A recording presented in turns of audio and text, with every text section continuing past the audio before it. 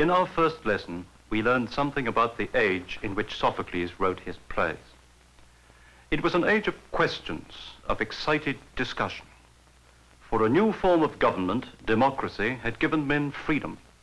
Freedom to discuss not only politics, but everything which affected their way of life and their beliefs. This discussion, naturally, was reflected in the plays written by the Athenian dramatists. And in fact, the play we are going to study, Oedipus the King, by Sophocles, deals with the most important issues of the dramatist's own day, and especially with the conflict between the old religion and the new ideas. But it is not just a discussion of ideas. It is first and foremost a play, and a very exciting one. It is a play of a type you have often seen in the movies or on television. It is a detective story. The search for a killer, the killer of Laius, the king who ruled Thebes before Oedipus. The murder of Laius, you might call it, or since Laius was killed at a place where three main roads meet, the murder at the crossroads. Who are the characters in our detective story?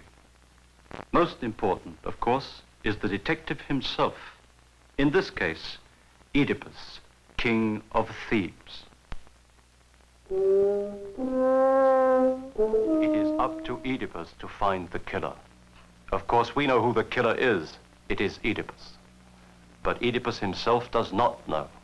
It does not even occur to him that the old man he killed in the fight at the crossroads so many years ago was Laius. So this detective story is in some ways the most strange and terrifying ever written. For the detective is himself the criminal. He pushes the investigation on to the bitter end and finds the truth. The truth is that he is not only the killer of Laius, but also the son of Laius and of Jocasta. That is to say, he killed his own father and married his own mother, as the god Apollo predicted. At first sight, the story of Oedipus does not look like very promising material for drama. It is the story of a man who was told by a god that he would kill his father and marry his mother, and this is what he did. Everything is fixed in advance. The cards are stacked against him. Apparently, all Oedipus can do is struggle in the trap in which he is caught. He can suffer, but not act. And yet the play does present us with exciting action. For the play does not show us Oedipus fulfilling the prophecies, but rather Oedipus discovering that they have been fulfilled. And here, he is not a passive figure who does what has been laid out for him. He has a choice.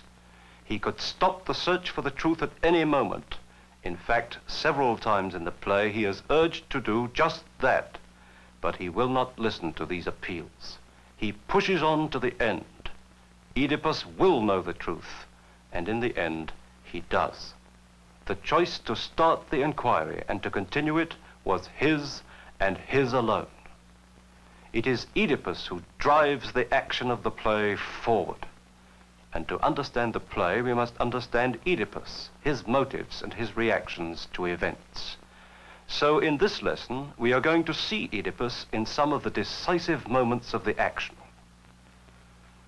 When the play begins, Oedipus is waiting for Creon, his brother-in-law, to return from Delphi. Oedipus sent him there to consult the oracle of Apollo about a plague which is raging in Thebes and threatening to wipe out the population. We shall see Creon make his report. This is a tense moment. The fate of the whole city depends on Creon's news and on the steps Oedipus will take. Watch especially the questions he asks Creon. They go right to the heart of the matter each time, making the situation clear, leaving nothing unexplored. What news do you bring us from Apollo? If you want to hear my report, in the presence of these people, I am ready to begin. Or shall we go inside? Speak out before all of us.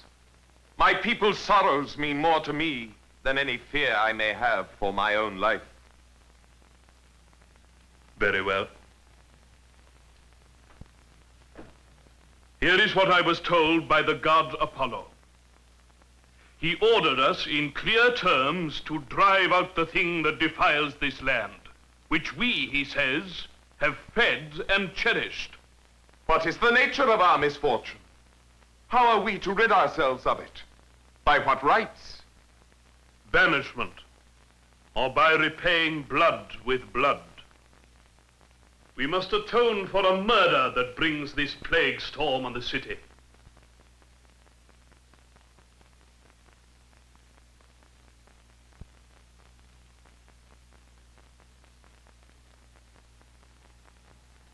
Whose murder?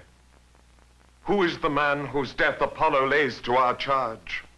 The ruler of this land, my lord, was called Laius. That was before you took the helm of state. I know. At least I have heard it. I never saw the man. It is to his death that Apollo's command clearly refers.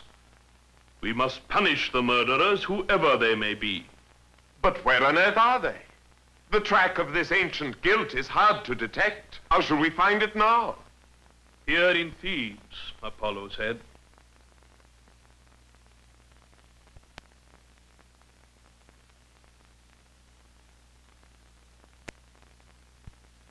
What is searched for can be caught. What is neglected escapes. Where did Laius meet his death? In his own country or on some foreign soil? He left Thebes to consult the oracle, so he announced. But he never returned. And no messenger came back? No fellow traveler who saw what happened? No, they were all killed. Except for one man who ran away in terror. But he could give no clear account of what he saw. Except for one thing. And what was that? One thing might be the clue to the knowledge of many more, if we could get even a flimsy basis for hope. Laius was killed, he said, not by one man, but by a strong and numerous band of robbers. How could a robber reach such a pitch of daring to kill a king?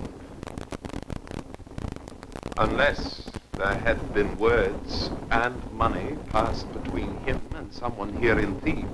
We thought of that too. But the death of Laius left us helpless and leaderless in our trouble. Trouble? What trouble could be big enough to prevent a full investigation? Your king had just been killed. The Sphinx, with her riddling songs, forced us to give up the mystery and think about more urgent matters. But I will begin afresh. I will bring it all to light. You have done well, Creon, and Apollo has too to show this solicitude for the murdered man. Now you will have me working with you as is only right. I shall be the champion of Thebes, and Apollo's champion too. I shall rid us of this pollution, not for the sake of a distant relative, but for my own sake. For whoever killed Laius might decide to raise his hand against me.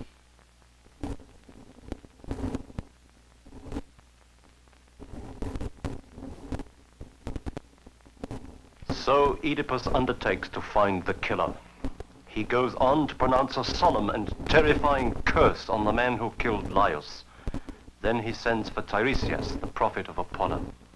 Tiresias is old and blind, but he knows both the past and the future. He knows who killed Laius. But when Oedipus questions him, he refuses to speak. And so Oedipus, a man of swift action and authority, finds himself defied by a key witness. In God's name, if you know something, do not turn your back on us. We beseech you, all of us, on our knees. You are ignorant. I will never reveal my dreadful secrets, or rather yours. What do you say? You know something and will not speak. You would betray us and the state. I will not cause pain to myself or to you. Why do you question me? It is useless. You will learn nothing from me. You scoundrel! You would enrage a lifeless stone. Will nothing move you? Speak out and make an end of it. You blame my temper, but you are not aware of the one you live with. Who could control his anger listening to talk like this? These insults to Thebes. I will say no more. Do what you like. Rage at me in the wildest anger you can muster. I will. I understand it all. Listen to me. I think that you have helped to plan the murder of Laius. And short of actually raising your hand against him, you did it. If you weren't blind, I'd say you alone struck him down. Is that what you say? I charge you to carry out the articles of the proclamation you made. From now on, do not presume to speak to me or to any of these people. You are the murderer. You are the unholy defilement of this land. Enough! I will not listen to this sort of talk from you. Damn you! My curse on you! Get out of here quickly. Away from this house, back to where you came from. I am going. But first I will say what I came here to say. I have no fear of you. You cannot destroy me. Listen to me now. This man you are looking for, the murderer of Laius, is here. Go. Think this out. If you find that I am wrong, then tell me that I have no skill in prophecy. This scene shows us the anger of Oedipus, the man of action who finds himself thwarted. From his point of view, his anger is justified. He is trying to save the city. He can think of only one reason why Tiresias will not talk. He must himself be involved in the murder, and so Oedipus accuses him of it. Tiresias had intended to keep silent, but to be accused of the murder of Laius is too much for him, and so he tells what he knows. Oedipus is himself the killer. Oedipus at first dismisses the prophet's accusation, but he is deeply disturbed all the same. In the next scene, we shall see him discuss his worries with his wife, Jocasta. She dismisses Tiresias' accusation with contempt. All prophets, she says, are liars. They do not know any more than ordinary men, and she can prove this by an example from her own life. But the example she gives Oedipus does not comfort him. It has the opposite effect. Without understanding what she is doing, Jocasta gives Oedipus a vital clue to the identity of the real killer of Laius. In God's name, explain to me, my lord, what was it that made you so angry? Creon says that I am the murderer of Laius. On what evidence? His own knowledge? Or on hearsay?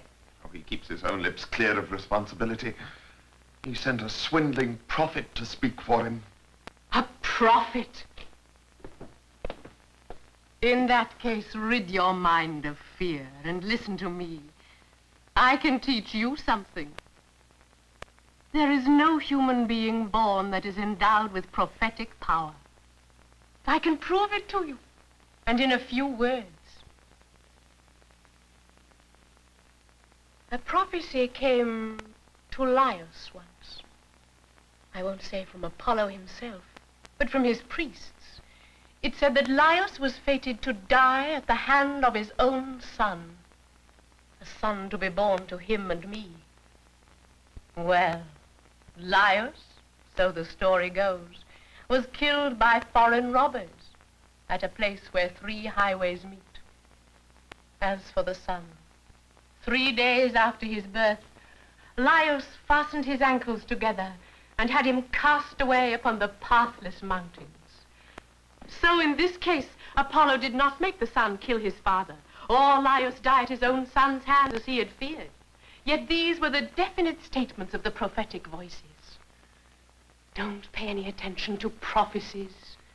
If God needs or seeks anything, he will easily make it clear to us himself.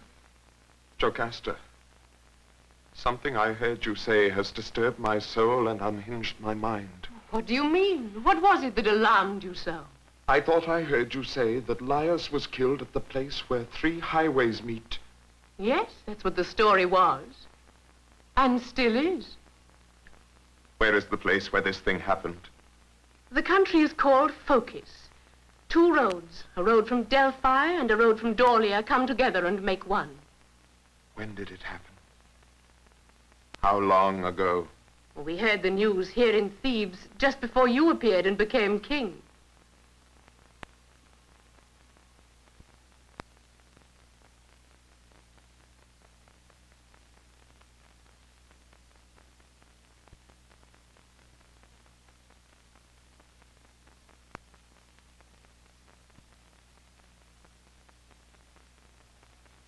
Oh, God.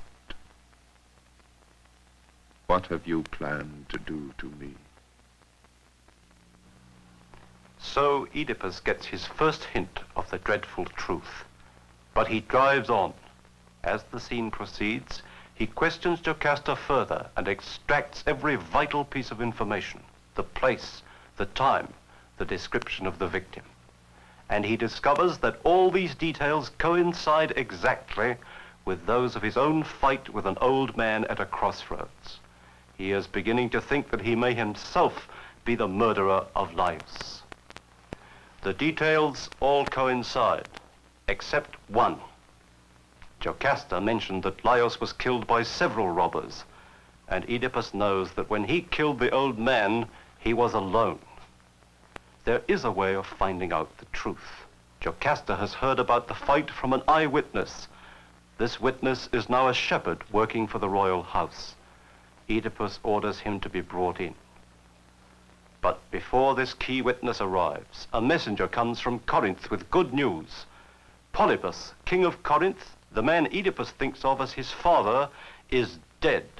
A great weight is lifted from Oedipus' mind, for you remember, the god Apollo had told him that he would kill his father and marry his mother.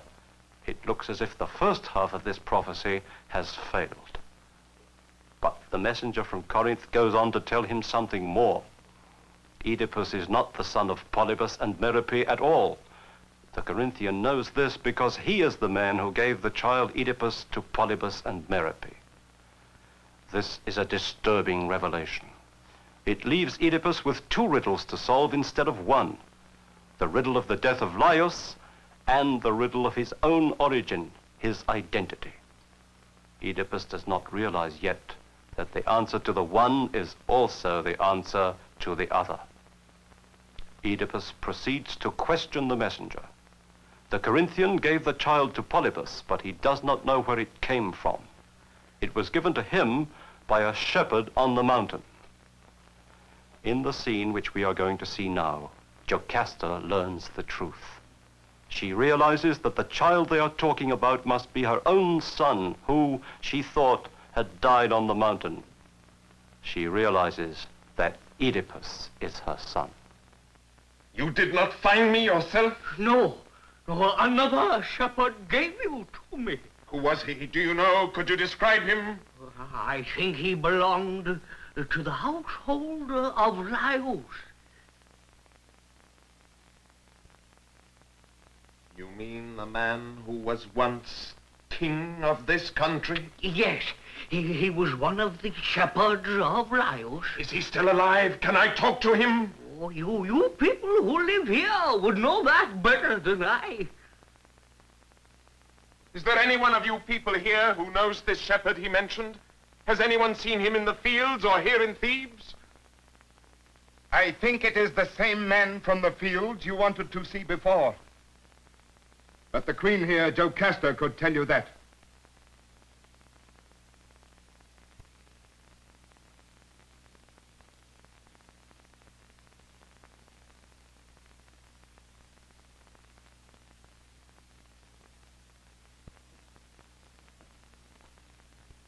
Jocasta, do you remember the man we sent for just now? Is that the man he is talking about? Why ask who he means? Don't pay any attention to it. Don't even think about what he said. It makes no sense. What? With a clue like this, give up the search? Fail to solve the mystery of my birth? Never. In God's name, if you place any value on your life, don't pursue the search. You have nothing to be afraid of, even if my mother turns out to be a slave, and I a slave for 3 generations back. Your royal birth will not be called in question. Take my advice. I beg you, don't go on with it. Nothing will move me. I will find out the whole truth. It is good advice I am giving you. I am thinking of you. This good advice of yours is trying my patience.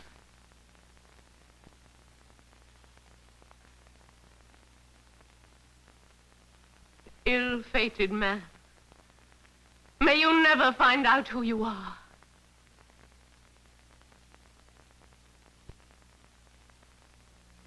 In spite of Jocasta's agonized warning, Oedipus refuses to give up. He will know. And he is still hopeful.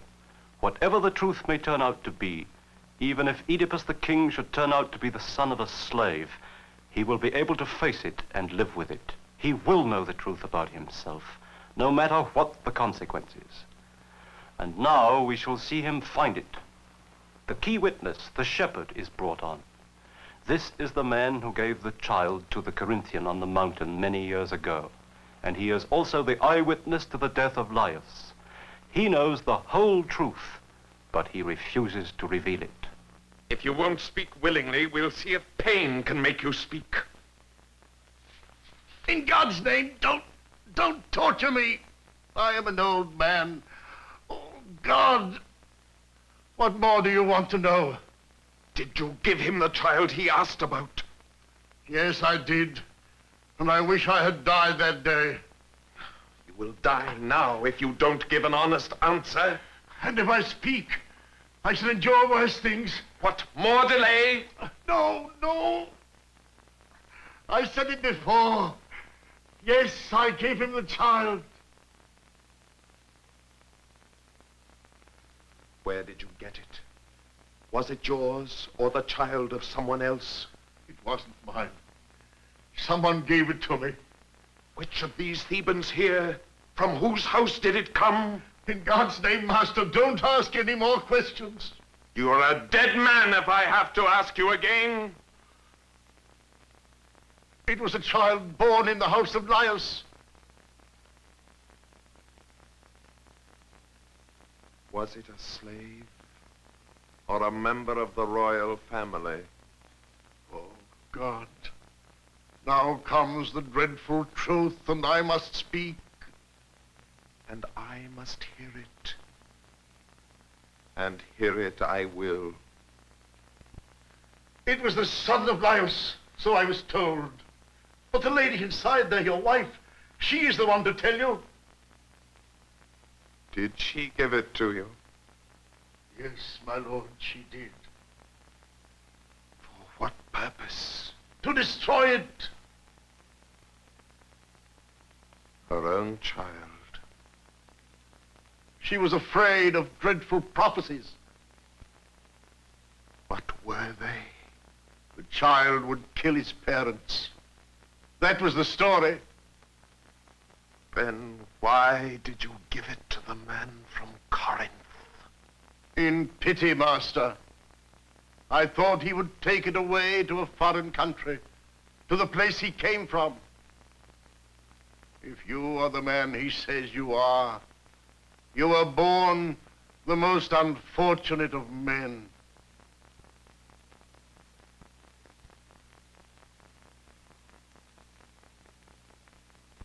Oh, God, it has all come true.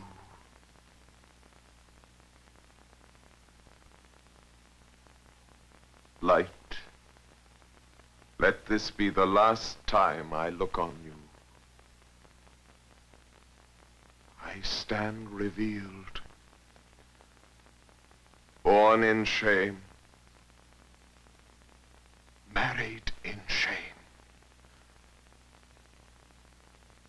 An unnatural murderer.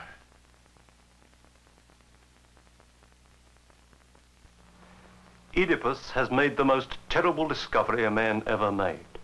And this discovery, as we have seen, is his own work. Step by step, he forced his own way to this dreadful knowledge. The knowledge he gains is his ruin. He is revealed as a criminal who has broken the most sacred laws of human conduct. It is hard to imagine anything worse that could happen to a human being. Why does it happen? If this is not just a meaningless horror story, there must be a reason. What does the play mean? The answer most people give to that question is a very old answer. In fact, it was first proposed by a Greek philosopher, Aristotle, who wrote the first book ever written about the drama. Aristotle was trying to explain how tragedy works on our minds and feelings, and why, in spite of the fact that it has an unhappy ending, it does not fill us with despair. He based his discussion on the character of the tragic hero. The hero of tragedy, he said, Oedipus in this case, is a man who has many good qualities, as Oedipus clearly does, but who has also one particular fault or flaw which brings him to destruction in spite of all the good that there is in him. This one fault or flaw is responsible for his fall, and to this extent he deserves what happens to him. We can accept the hero's disaster without being shocked or disgusted, because what happens to him is the result of something wrong in his character. How does this explanation work in the case of Oedipus? Does his character contain a fault which brings him to disaster and which helps us to feel that he deserves to suffer as he finally does? What have we learned about Oedipus from the scenes we have been shown? We have seen that he is an active, vigorous, and decisive man. He is a man of great courage, the courage it took to insist on the truth. He is an intelligent man who guessed the riddle of the Sphinx. He is a man full of confidence and hope in the future, and all these qualities are at the service of his people. He is a responsible and energetic ruler. It is true that he has a fierce anger which blazes furiously when he is thwarted and when he thinks that Creon is plotting against him. But he can overcome that anger, as he does when he lets Creon go. These are the qualities of Oedipus which are important in bringing about the discovery of the truth. It seems to me that it is difficult to find among them a fault which will really reconcile us with what has happened. This is a problem you must try to solve for yourself. But it seems to me that in the case of Oedipus, Aristotle's explanation is not enough. The character of Oedipus is an admirable one. He is a great ruler, vigorous, intelligent, and courageous. Nothing in his character makes us feel that he deserves the monstrous things that happen to him. Then why do they happen? What does the play mean? The answer, which I am going to propose in the next lesson, lies in something outside the character of Oedipus. It lies in the area of the play which we have so far not explored, the religious area. You must have noticed how important prophecies of the future are in this play. At every turn of the action, a prophet or a prophecy comes under discussion. This play is concerned with something more than a man and his character. The gods are involved as well. Oedipus, you remember, knew the answer to the riddle of the Sphinx. It was man. But the answer to the riddle of the murder of Laius, as he finds out, involves the gods as well.